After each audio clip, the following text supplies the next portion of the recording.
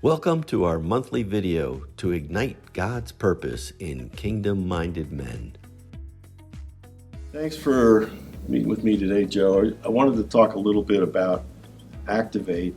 This month we're doing a lot of videos just letting people share their Activate story and how God has used that to make some shifts in your life. So for you, since you've been doing this with me for a couple of years now, I think you've had some transformational change. So I wanted you just to share a little bit about some of those major changes in your life. Yeah, sure. So I think the main thing that I would start with is Activate for me has been kind of a journey of freedom. And so going from being locked up and everything that I thought I knew and the things I had to do to be seen and loved by God, all the doctrine that I thought I had to live by, and being set free from that. And so what I realized was there's freedom and surrender. And so I was holding on to all that stuff, and I figured if I did all these things right, and I prayed the right way, and I had quiet time at least once a day and checked off all the boxes, then God would love me and I would maybe get the parking spot, whatever the thing is. But it was kind of like check off all the boxes and God would be happy. And so I think through Activate, realizing a lot of the lies that I believed, praying through those, cutting those off, getting rid of those, and then really the surrender of laying down all these things that I've been holding on to and trusting that God's going to take care of them. And I realized that there were certain things that I would be holding on to, and I'd say, God, I'll do whatever you want. Whatever you want me to do, I'll do it. But don't touch this stuff, because this is my special stuff. And he very gently would ask for the stuff, and he'd say, why don't you give me that thing right there? And I would, of course you want this. And he wouldn't take it, he would just let me hand it to him. And then I would hand it to him. And then what I realized is he wants all of us. He wants all of me.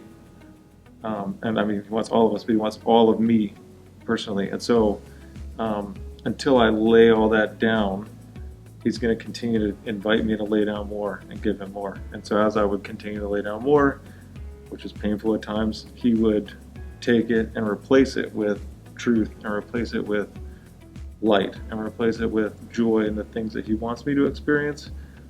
But as long as I was holding on to it, I thought I didn't really trust or believe that it was going to be better. His way was going to be better. I was like, no, I gotta hold on to it. So I think that for me, freedom and surrender. You have to surrender to actually feel and experience that freedom that he offers. So that's a lot to unpack. Yeah. But I've seen your transformation, I've seen your growth. So how does that help inform your future? And today we're talking to men. Yeah. So the challenge also, encouragement to men as they let go and let God, so to say, and trust God more. For you, moving forward now, having that understanding and knowledge, how does that change your forward thinking? I'm not alone. I think we all as men, the more that we talk to other guys, we realize that we're similar and we have similar struggles, and so we often feel like we have to fight it on our own. So we're not alone. I'm not alone. So there are guys that when I am struggling, because there are times that sometimes I'll feel spiritually bipolar, where like on Monday I'm like partying the Red Sea, and then on Tuesday I'm like, this is not good. And so riding out those ups and downs and having guys that I can walk through that with, I think is really critical. For me, my future is one where I'm hoping to continue to hear from him daily and often. And so I have an idea of what he's leading me into, but it's like he's going to continue to reveal that as we're going. So when I'm in that depth, so I've parted the Red Sea Monday, now I'm in the trough, and I'm up against the Red Sea, and Egypt is coming up behind me with the chariots. I think having the tools that we learn through Activate to say, what lie am I believing right now? Like, why am I feeling this way? There's some feeling coming up that I used to just shove down and say, forget it, I'm not going to feel it, I'm going to go hide or medicate, self-medicate, or do something to get rid of it. What is that feeling? Why am I feeling that? And then, what lie am I believing? God, would you show me what lie am I believing? Okay, what's the truth that you would replace that lie with? And so having the tools to walk through to kind of level set and get back to where I need to be. It's great too, having a band of brothers, which we do. We've had several groups, but going through this journey together has been huge for me, and not feeling alone and not feeling isolated, because we all have a tendency, especially when the chariots are on our tail, that we self-protect and isolate, and we think for some reason that's going to help us. But it's a lot of times for guys, especially, it's all we know.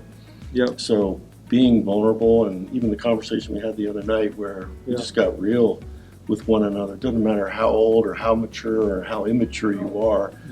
We just need to be able to get vulnerable and honest with each other. And I think that's really healthy for men. Well, it's hard for us in a culture of men that are the hero, and we don't need anybody else, and we're self-made, and we're, so it's countercultural for us to sit down and be open and vulnerable and just bear it all to the guys in our lives and say, look, this is the real me. That's another thing we talk about in Activate is truth telling. Like, what's the truth? Right. Like, there's a facade that we all put on, but what's the real truth? And even telling God that, but then also sharing that with other men. So being able to be open and vulnerable is key.